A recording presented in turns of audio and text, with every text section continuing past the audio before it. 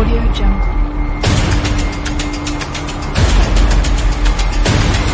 Audio Jungle.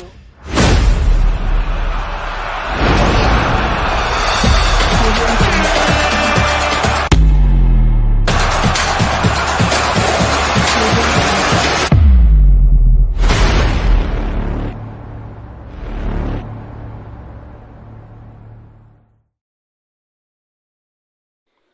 Les amis, bonsoir, j'espère que vous allez tous bien. Bienvenue dans cette nouvelle vidéo sur ma chaîne Lamidoski. Abonnez-vous, activez la cloche de notification, partagez les vidéos, likez et surtout commentez. Défaite du Sénégal contre le Brésil.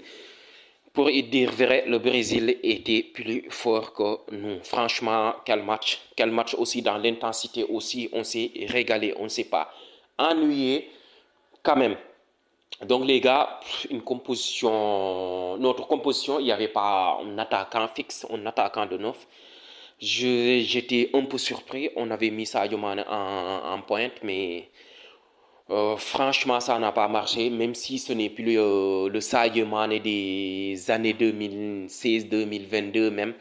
Franchement aujourd'hui on a subi, on a été battu par plus fort. Il faut être réaliste et objectif aussi, parce que le Brésil, on parle du Brésil, 5 Coupes du Monde en fait, même si ce n'est plus aussi le Brésil de Ronaldinho, de Pelé, de Ronaldo, le Brésilien aussi. Mais franchement, aujourd'hui, ils étaient à un autre niveau, dans l'intensité, dans la qualité technique, dans les passes, dans le rythme. Franchement, ils nous ont bouffé en fait, ils nous ont bouffé surtout leur pressing. Dès les 5 premières minutes aussi, on a essayé de contrôler le match, on a essayé de mettre de l'intensité, de répondre physiquement aussi. Mais après 5-10 minutes, franchement, on voit que le niveau a été supérieur en fait. Le niveau a été supérieur, surtout les joueurs offensifs brésiliens. C'était incroyable aussi, la qualité technique, franchement, de Vinicius, de Rodrigo, de Cunha. Waouh, d'Estebao en fait. Donc, victoire méritée du Brésil, même si nous, on a touché le poteau par Iliman Ndiaye, une occasion à marquer tous les jours. Je ne sais pas comment il a fait pour rater cette occasion, en fait, alors qu'il marque plus souvent des buts plus difficiles que ça. Je ne sais pas, les cases étaient vides, en fait, parce que c'est Jackson qui a fait le pressing et le gardien a fait une boulette. Mais Iliman Ndiaye n'arrivait pas à, franchement, marquer le but. Donc on va commencer par la première mi-temps aussi, comme je vous l'ai dit, c'était franchement tellement dominé par le Brésil, tellement dans le pressing, ils nous ont acculés en fait, franchement, et on était tellement nerveux à l'image de Kalidou Koulibaly qui était toujours nerveux, qui était toujours dans les disputes, qui était toujours là franchement se bagarrer en fait. Et surtout le premier but, c'est une erreur. Franchement, une passe contrée et ça va directement sur Estebao qui a marqué une magnifique but en fait. Un magnifique but du moins, les gars, excuse. Mais il a fait un très bon match Estebao. Il a fait un très bon match. Le joueur de Chelsea aussi qui fait une très bonne saison en première ligue aussi du côté de Londres. Et aujourd'hui, il a joué dans le terrain de l'ennemi Arsenal aussi. Il a marqué, franchement. Et surtout le deuxième but aussi, ça vient d'un coup-pied arrêté. On est tellement fébrile en coup-pied arrêté en fait, que ça soit offensif et défensif. Alors qu'on était tellement fort sur ces genres de situations en fait. On était tellement fort, mais aujourd'hui on a été mauvais en fait. Parce que comment on peut laisser Casemiro seul?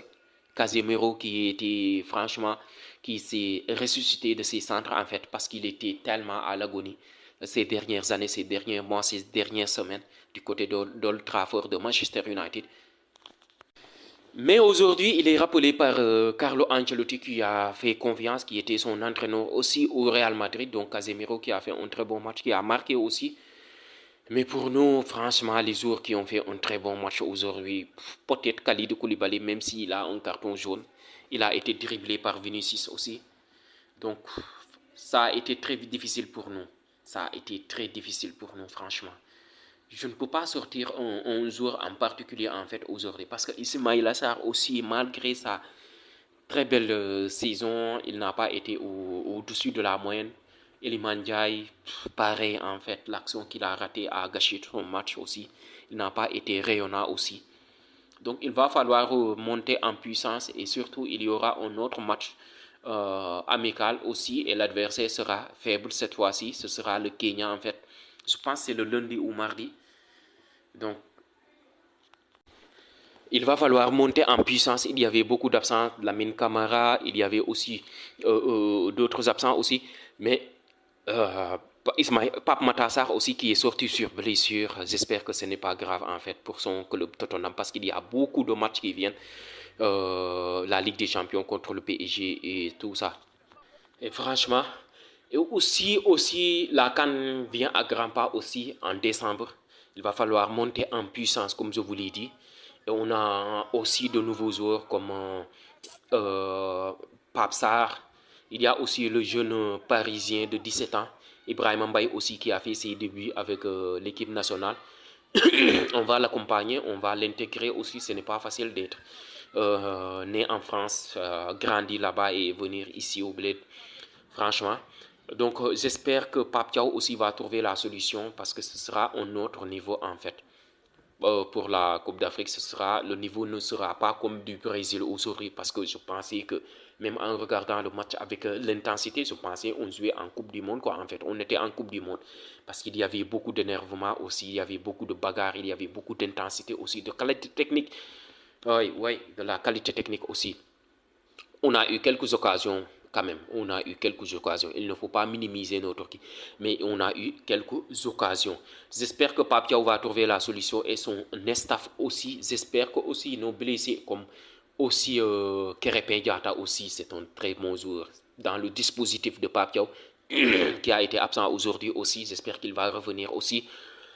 Et franchement, on peut faire quelque chose durant la CAN. On peut faire quelque chose parce que défensivement, au milieu de terrain et surtout à l'attaque, j'ai un petit peu de doute en attaque en fait. Parce que Sadio Mané se vieillit. Il y a aussi Jackson, je n'ai pas confiance en lui. J'espère que Diaw va revenir en fait. Parce que franchement, c'est un peu léger. C'est un peu léger sur Jackson en fait. Donc les amis, cette vidéo s'arrête là quand même. J'espère qu'elle vous a plu. Et surtout, cette défaite aussi vient au bon moment aussi. Ça va nous faire remettre en question aussi notre niveau parce qu'on était sur un petit nuage. Ça fait très longtemps on n'a pas de défaite aussi. Ça va dire aux joueurs, on n'est pas parfait en fait. On va travailler encore une fois et encore. Donc les gars, cette vidéo s'arrête là. J'espère qu'elle vous a plu quand même. Franchement, et n'hésitez pas de vous abonner, de me le faire savoir dans les commentaires. On se donne rendez-vous dans les prochains jours pour une nouvelle vidéo sur ma chaîne, Lamine Doski. Bye bye.